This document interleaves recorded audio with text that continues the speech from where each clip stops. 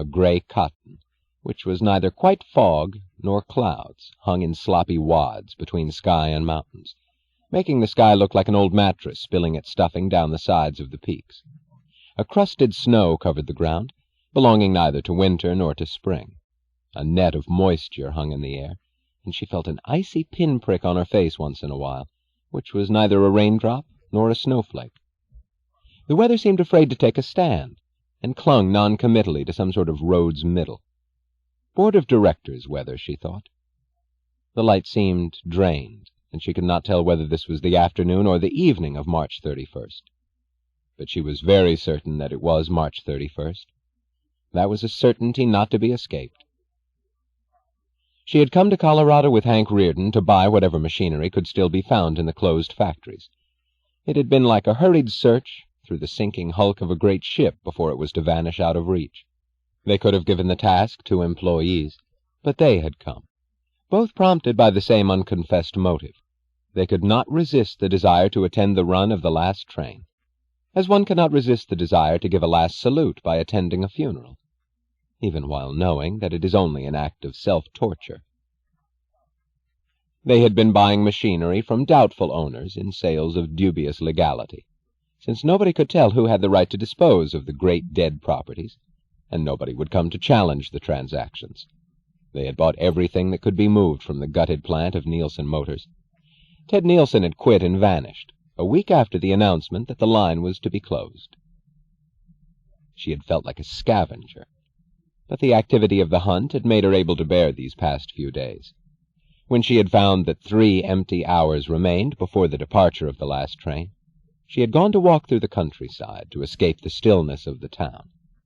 She had walked at random through twisting mountain trails, alone among rocks and snow, trying to substitute motion for thought, knowing that she had to get through this day without thinking of the summer when she had ridden the engine of the first train.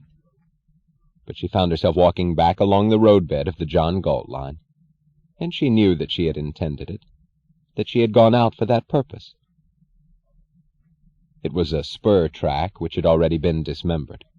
There were no signal lights, no switches, no telephone wires, nothing, but a long band of wooden strips on the ground, a chain of ties, without rail, like the remnant of a spine, and as its lonely guardian, at an abandoned grade crossing, a pole with slanted arms saying, "Stop, look, listen."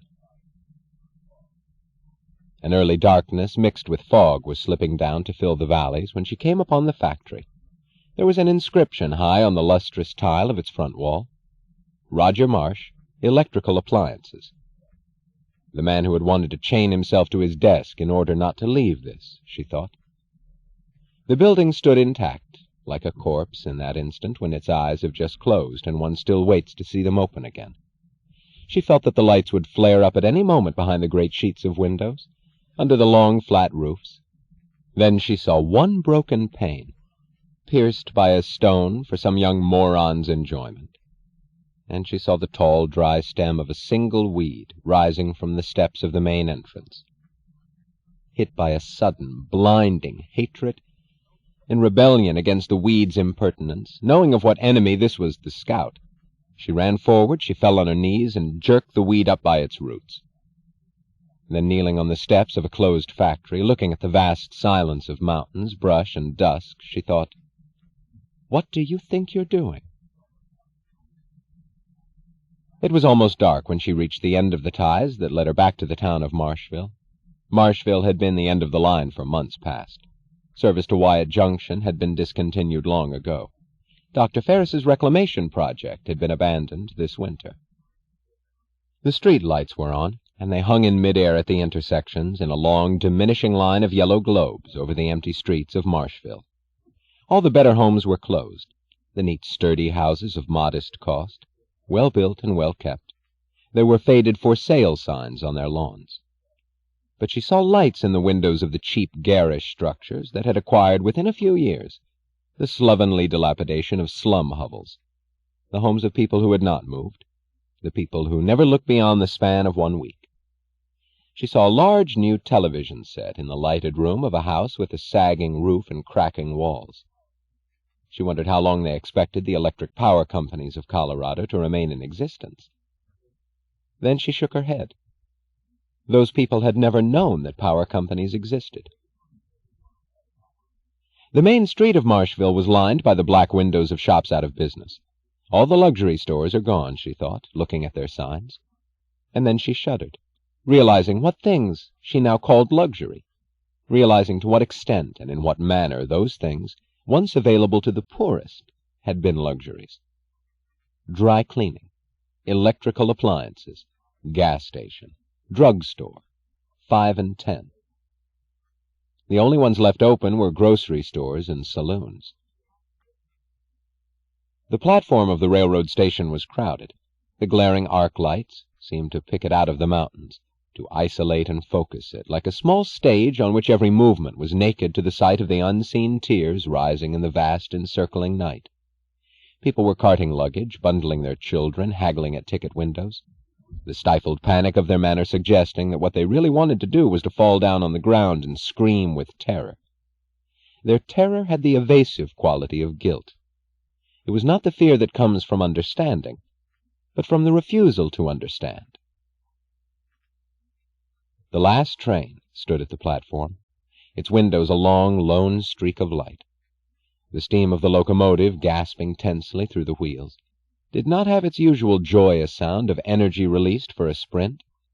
It had the sound of a panting breath that one dreads to hear, and dreads more to stop hearing.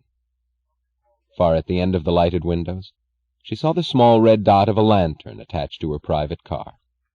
Beyond the lantern, there was nothing but a black void. The train was loaded to capacity, and the shrill notes of hysteria and the confusion of voices were the pleas for space in vestibules and aisles. Some people were not leaving, but stood in vapid curiosity, watching the show.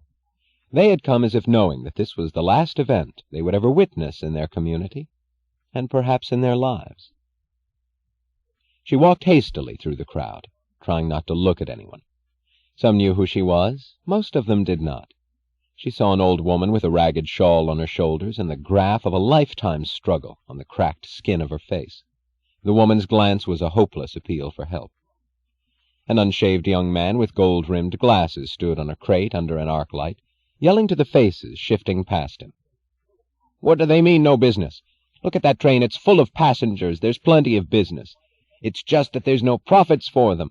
That's why they're letting you perish, those greedy parasites."